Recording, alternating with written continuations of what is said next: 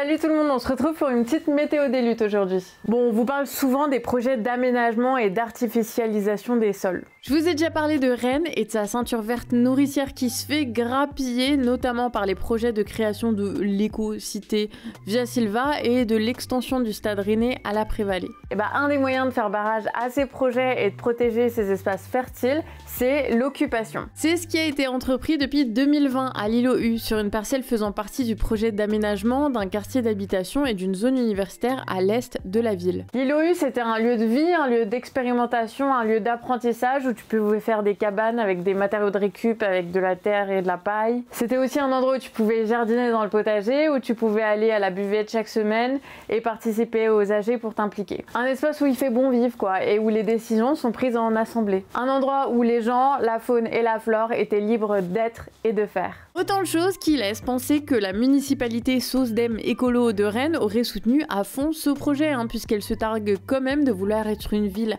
durable et démocratique. Enfin, c'est ce qu'elle a prétendu faire en premier lieu, en proposant un bail précaire et la régularisation des cabanes. Enfin, ça c'était pendant la période électorale, parce qu'une fois les jeux joués, la mairie, elle a bien fait savoir son désir de démanteler l'île aux Hues. Notamment par la visite de la police, des huissiers, et tout ça en utilisant l'excuse de la pollution d'une petite partie de la parcelle aux métaux lourds, ce qui du coup rendrait illégale l'utilisation autonome de la terre pour cultiver. La mairie impose du coup un projet de transfert sur la parcelle de l'île aux Hues d'un autre collectif, les laboratoires, qui lui aussi gêne les travaux. Et bien que les deux collectifs soient prêts à collaborer, d'après l'île aux Hues, il s'agit là d'une manière de fragiliser deux collectifs d'une pierre deux coups. Et finalement, le 8 juillet, les tractopelles sont passés par là et ont détruit toutes les installations. Mais comme ils le disent, ce que les tractopelles ne pourront pas atteindre, c'est leur désir et leur volonté de faire naître d'autres lieux comme celui-là. Alors bon, si vous avez besoin de courage, je vous invite à lire leur magnifique communiqué. L'occupation de l'espace privé reste une tactique essentielle pour protéger nos bocages, nos forêts, nos territoires,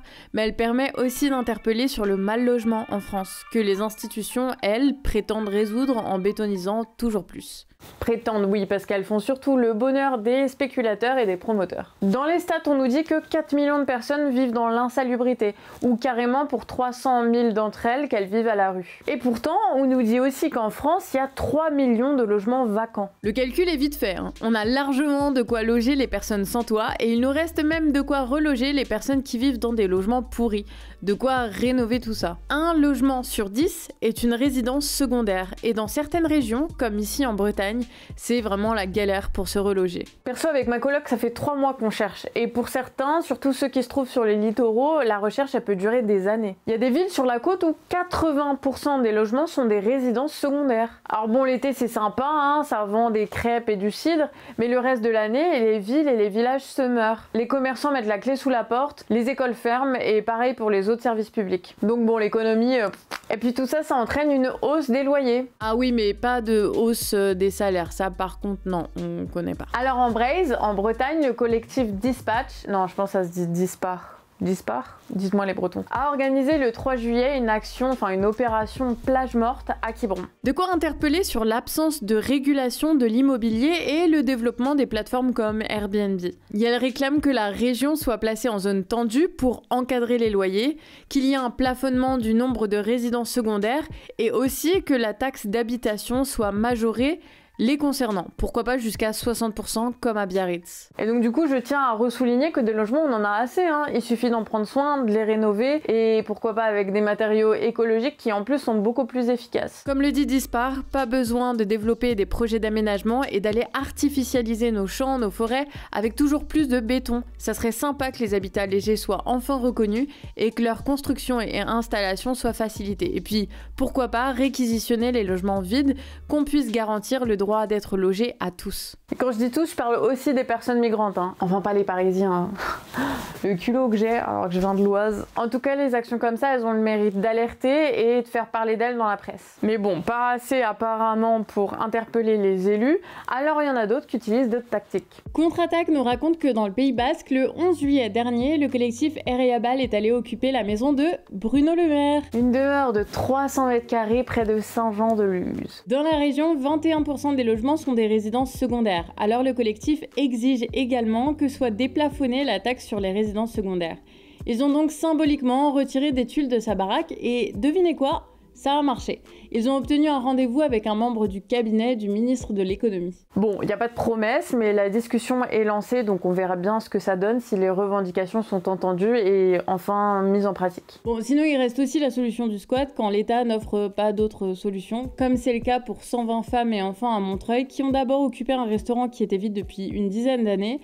Mais menacées d'expulsion, elles ont dû retrouver un nouvel immeuble de bureaux vide où vivre. Mais ça reste une solution de fortune pour ces enfants et ces femmes qui sont forcés de vivre dans des conditions médiocres avec en plus la peur d'être expulsés. Là-bas comme ailleurs, quand l'État n'est pas là, la désobéissance et la solidarité restent les meilleurs moyens de survivre en gardant ce qu'il est possible de dignité. Bon, là où le gouvernement se réveille enfin, c'est sur la déconjugalisation de l'allocation pour adultes handicapés qui vient d'être adoptée à l'Assemblée. Ça signifie que les personnes atteintes de maladies chroniques ou qui vivent avec un handicap et qui touchent cette allocation retrouveront leur autonomie financière puisque l'obtention de leur allocation ne dépendra plus de leur situation amoureuse. Encore aujourd'hui, les personnes concernées voient leur allocation réduite, voire supprimée, selon les revenus de leur partenaire quand elles se déclarent vivre en couple. Une dépendance financière qui augmente notamment les risques de violence conjugale. Mais bon, rappelons que si le gouvernement se réveille, c'est que ça fait des années qu'il y a des gens qui militent fort. Donc bon, les mobilisations ont porté leurs fruits, même si la déconjugalisation ne sera actée qu'en 2023. Bon, sinon... Je suis pas made in Qatar, nique le foot et le soft power. La World Cup 2022 est pleine de sambosseurs. Ouais, nique bien le foot qui a fait crever 6500 personnes pour la construction des 7 stades et des infrastructures qui accueilleront la Coupe du Monde du foot au Qatar. Mais nique pas le foot populaire qui lui soulève les questions qui fâchent. Samedi dernier à Gruffy en Haute-Savoie, 450 personnes se sont relayées dans un grand match de foot de 8 heures. Parce que 8 heures, ça fait combien de minutes ? Non mais me demandez pas, je suis dyscalculique. Bon, ça fait 6500 minutes consécutives sur le terrain, voilà, pour symboliser le nombre de morts. Ça reste symbolique au premier abord, mais ce genre d'initiative d'éducation populaire festive permet de créer du lien social entre des gens qui se rencontreraient pas forcément autrement et qui aborderaient pas ce sujet. Pour aller plus loin, des conférences étaient organisées et ont permis de sensibiliser les gens à l'absurdité du capitalisme qui, pour des intérêts géopolitiques, financiers, enfin pour qu'un petit nombre se remplisse les poches, organise un championnat de sport en plein milieu du désert. Mais comme avec de l'argent on fait ce qu'on veut, les travailleurs privés de leur passeport bossent sous 50 degrés. Même si vous pensez bien, pour l'événement, les stades seront climatisés.